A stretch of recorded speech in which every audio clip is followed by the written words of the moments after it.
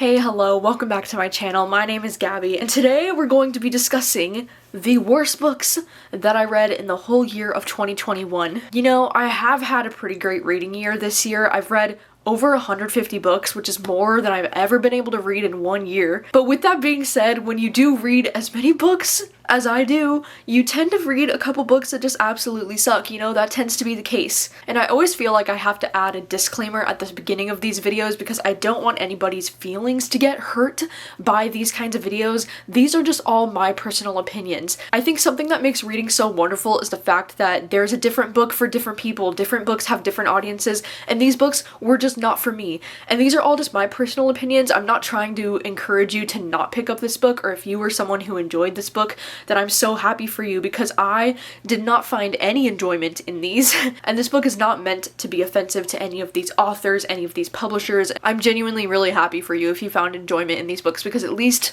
one of us did, you know? But these are the 8 worst books that I read this year. These were the books that I suffered through. And so yeah, let's get into it, shall we? I feel like you need to be a little closer to me.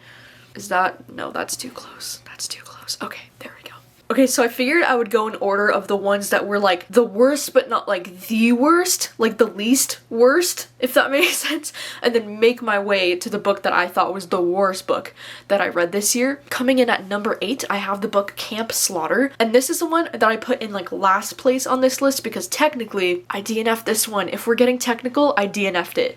So no, I did not even finish this book, but I think sometimes DNFing a book just goes to show how, like, you know, it's like a worst book of the year because I didn't even care enough to finish it.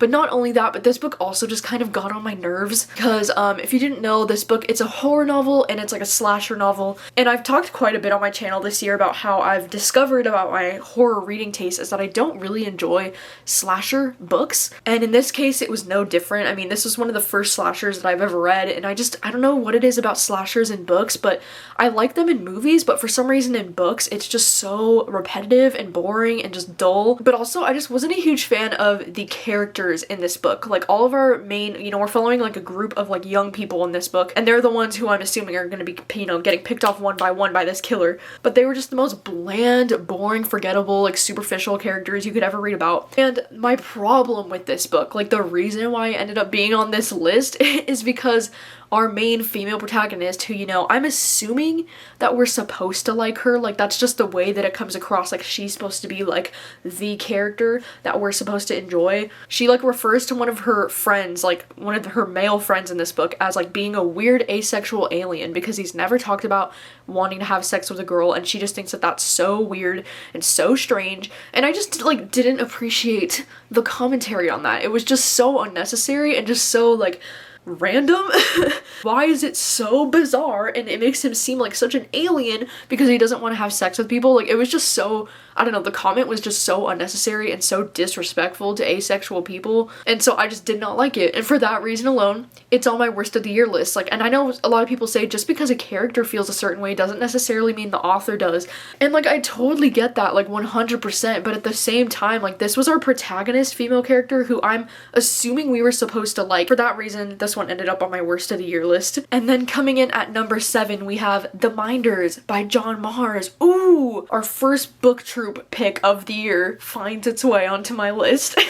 I have 2 book troop picks on this list. Isn't that so depressing? My own book club. This one really hurts that it's on this list because it's John Mars, who I consider to be one of my favorite thriller authors, you know?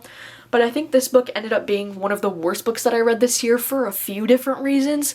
The main one being that, you know, this book does not market itself as a sequel. Like, this book is marketed as a standalone book, and I hate the fact that at the beginning of this book, it literally spoils you for the one and the passengers, which was just kind of frustrating to deal with, especially since I picked this book as a book troop selection, and then people were messaging me saying that it spoils his other 2 books. Like, not cool. And so that made it really complicated and hard to read this book because so many people ended up not wanting to read it because they had to read the other 2 books to not get spoiled for the other 2 books, and it was just not cool. So for that reason, it was kind of a pain in the ass. But then also, I don't know, I think the concept of this book is interesting, but the concept itself is kind of like a little bit confusing. Like, it's just not very easy to follow, I guess. But this book was just so boring. It had so many characters and I didn't give a shit about a single character in this book. Like there's not one character that stands out in my mind. Like they all read very similarly and they were just all very forgettable. I can't even remember a single name from this book.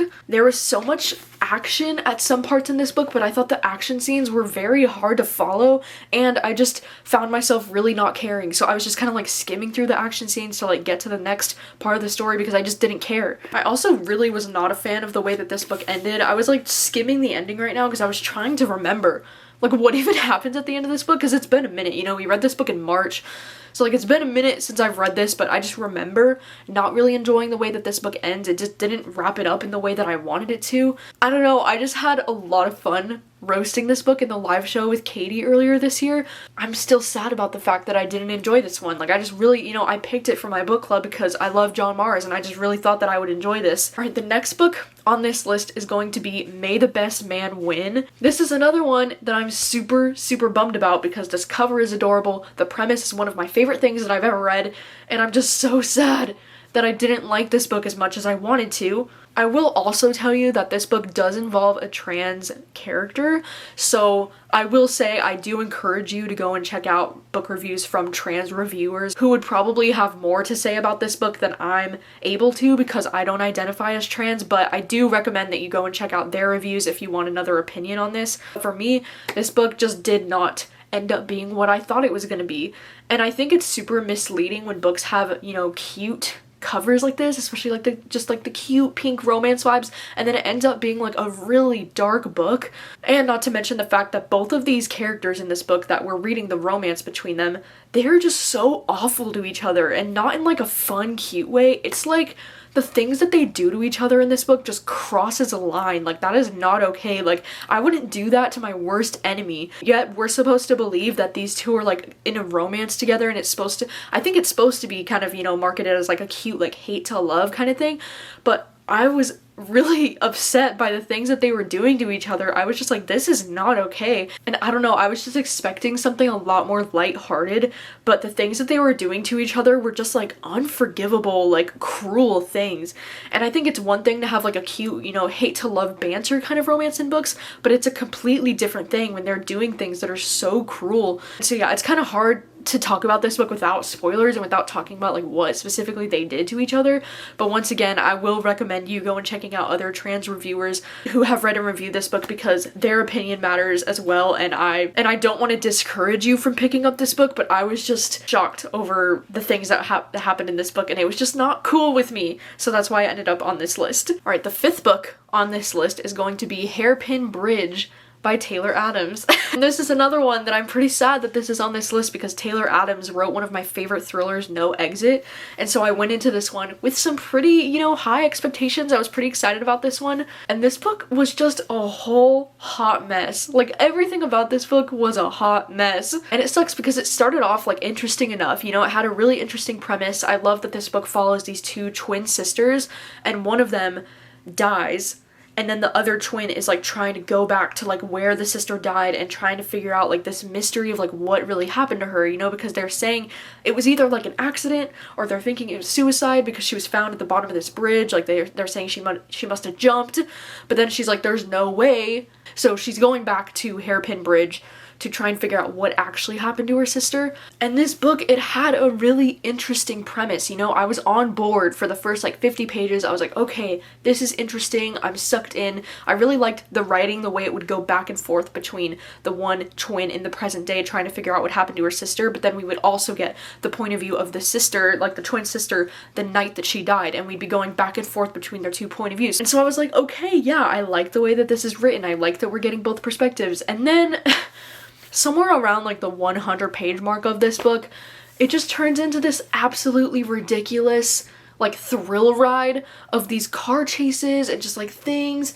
Like it's like nonstop action, but I just didn't really care about anything that was happening. And I also thought it was really hard to follow because both of the sisters, you know, they are twin sisters, and both of the stories that were happening started to get so identical. And like maybe that was the point, I don't know, but it made it so confusing to read because I would like, you would jump back to the other sister and then the chapter would feel so similar to the one that I just read, and I was like, wait, which sister am I reading about? And then it would just be so confusing, you know, because she's interacting with the same characters, and the ending, it's just ridiculous. You know, it has one of those like over the top movie villain cheesiness kind of villains in this book, and it's so cheesy, I couldn't handle it. I was just like cringing and rolling my eyes the whole time, and I was like, what is this, Taylor Adams? I know you're better than this. The fourth worst book that I read this year was once again another book that I chose for all of us to read for Winterween, because it's The Haunting of Brynn Wilder. This is one that we read all together as a buddy read for Winterween back in January this year. And I'm so sorry for making everybody read this book.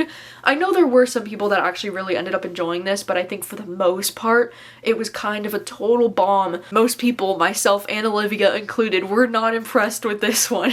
The thing that I don't understand about this book is that it markets itself as a horror novel. You know, like you see this cover, you see this title, and you're like, all right, cool, I'm signing up for like a cool horror story. But no, not really. This book is kind of like a Nicholas Sparks romance with like a tad bit of some paranormal stuff going on, like just a tad. Another thing too is that we were discussing this in the live show, is how this book was so confusing because the protagonist at times, she would read like she was like 20 years old, and then at other times she would read like she was like 40 years old, and it was just very confusing for my brain. I was like, how old is she? And I wasn't a huge fan of the romance that was going on in this book. I just thought it was very like, you know, fine, it was forgettable, and like that ended up being the main thing in this story, was like this romance, you know, which I wasn't really expecting. I thought it would be more on the horror side of things, but it was really like more like heavy on the romance, and because I wasn't really feeling the romance, it just made this book kind of a drag. And this is another one where I feel like I would have DNF'd this if I wasn't reading this for a live show. Wish that I DNF'd it, because the ending of this book is just, oh my god, it's what absolutely ruined it for me, you know, because, you know, for a while there I was like, all right, it's not that bad, you know, it's probably like a 2 or 3 star, because I did enjoy some aspects of this book, like the beachy town vibe, I did enjoy it, and there were some side characters in this book that I really did like. But then that ending, like, oh my god, it was just, oh my god, it was ridiculous. And that ending just kind of, it just ruined it all for me. I was just like, what in the hell did I just read? Yeah, The Haunting of Brynn Wilder, like, we don't know her. Third worst book that I read this year was The Wrong Family by Taryn Fisher. What do you know? Another BookTube selection that I chose for all of us to read. Sincere apologies, by the way.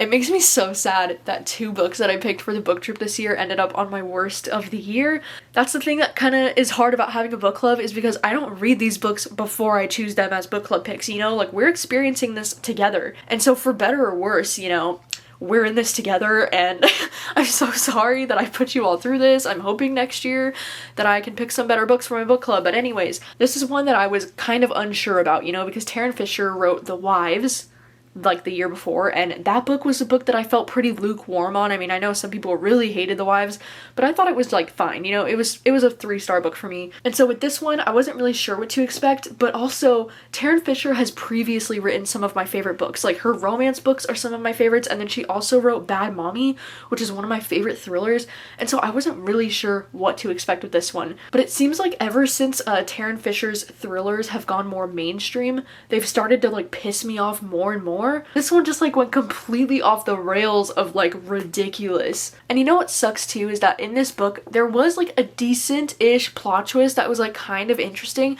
that I was like, oh, okay, it was kind of reminding me of one of my favorite movies, and I was just like, oh, okay, like this is kind of interesting. But then as the story progressed and you start to realize like where it's going or like what's happening, the last 20% of the book is one of the most ridiculous things that I've ever read in a book. And I was just like, is this seriously happening? Like, is this the route that we are going? And this was the only, like, one of the only 1-star books that I had this year. This is like the only book club pick that I gave 1 star to. It's really weird though with this one, because I feel like the beginning of this book was so freaking boring. It was like watching fucking paint dry at the beginning until we get to about like, I don't know when it happens, but like 50 or 60 pages in, I want to say. And then something happens when you realize what's happening in this book, and you go, oh, like that's cool, like that's a twist, you know, didn't see that coming. And so then I was really invested, you know, from page 50 until about, you know, the last 20% of the book. I was like, ooh, like where's this going? It's so good.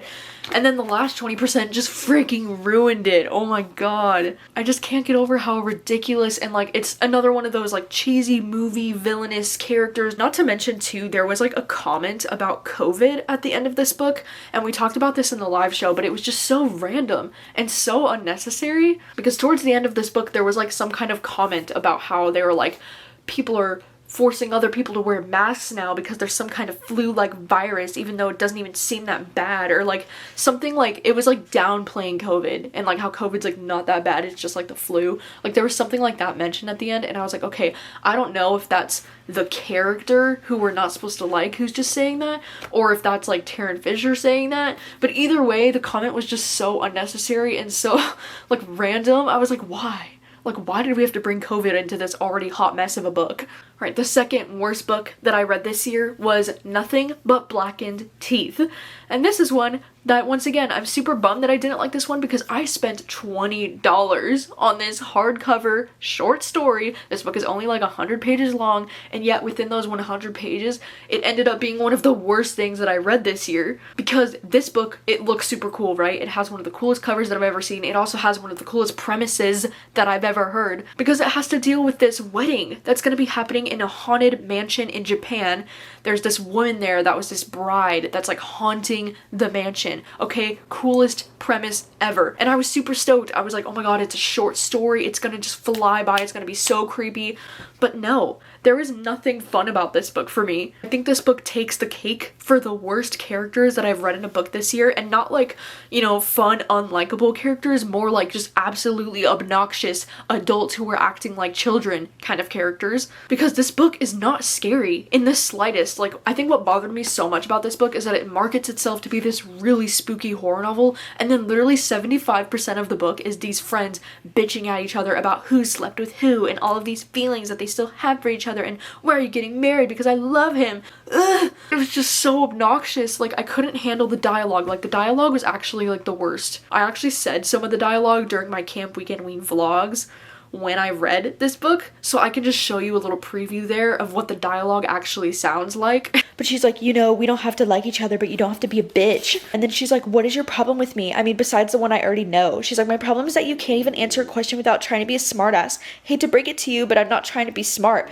See, that's what I mean. I asked if you were okay, that was all, and you couldn't even answer without some kind of goddamn wisecrack. Did you actually mean it? What? Did you actually mean it? The fuck are you talking about? What are you even talking about? You're concerned about whether I'm okay. Did you mean that? Fuck me. That's what I get for trying to be nice to you. That's what you get for being fake. What do you want from me? Like, this is the actual dialogue that I'm reading right now in this book. Like, it's like straight up high school drama. Like, I don't give a fuck. But yeah, holy shit. I'm not even joking when I say the dialogue was like this for like 75% of the book. And even though this book was only like 100 something pages, I wanted to DNF it so many times because I was like, is this ever gonna get interesting? Like, is anything ever gonna happen in this book? It's so boring and just so dramatic and like, ugh. And the characters were just the worst. Like, the characters ruined this story for me. And I will say the one decent thing that I have to say about this book is that the ending was slightly interesting.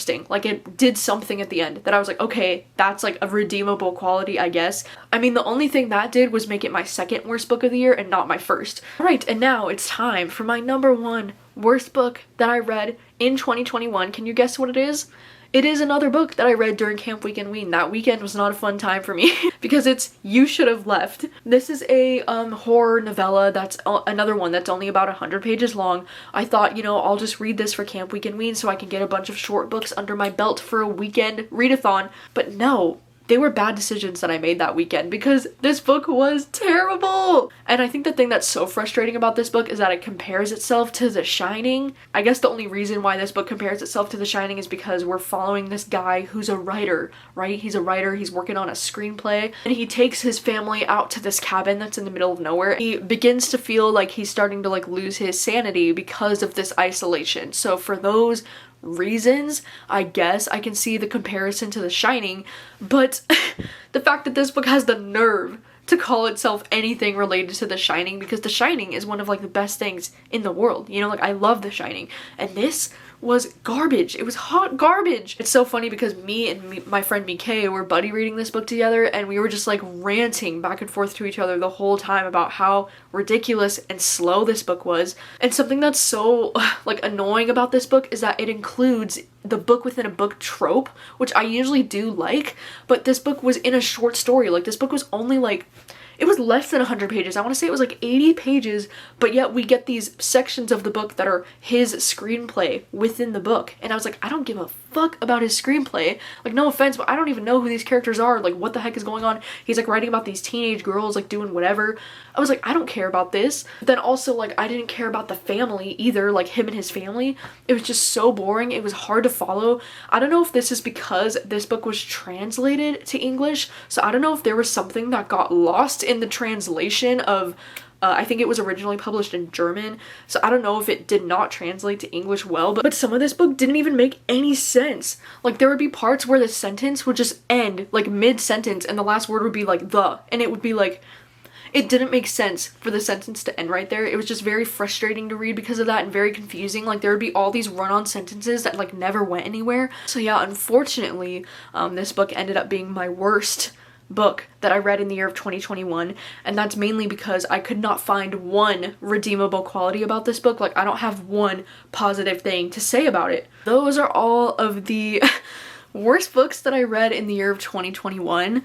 I mean, thankfully there were only 8 of them, right? Like, there could have been a lot more. And if you didn't know, this video is a part of a series of 4 videos that I do at the end of the year every year. I do post my most disappointing of the year, my most surprising of the year, worst and best of the year. So this is the 3rd video in that series. If you missed it, I have previously posted my most surprising and most disappointing books of the year. And then very soon here, I will be posting my best books of the year, and I'm excited because, you know, I don't enjoy roasting books. I mean, sometimes I do, you know, sometimes I do. It's very therapeutic, but I much prefer to talk about books that I love. So I'm really excited to be posting my best books of the year very soon here. You can look forward to that, and thank you so much for watching, and please let me know if you agree with any of these books. It's totally fine if you don't. You know, as I said, everybody in the world has different opinions on different things, and I love that. So if you enjoyed these books, you can let me know. What are some of your, like, worst books that you read this year? Like, books that you would absolutely not recommend and maybe really frustrated you? I would love to know if you can just let me know down below. And yeah, thank you so much for watching, and I'll see you very soon with another video. Bye.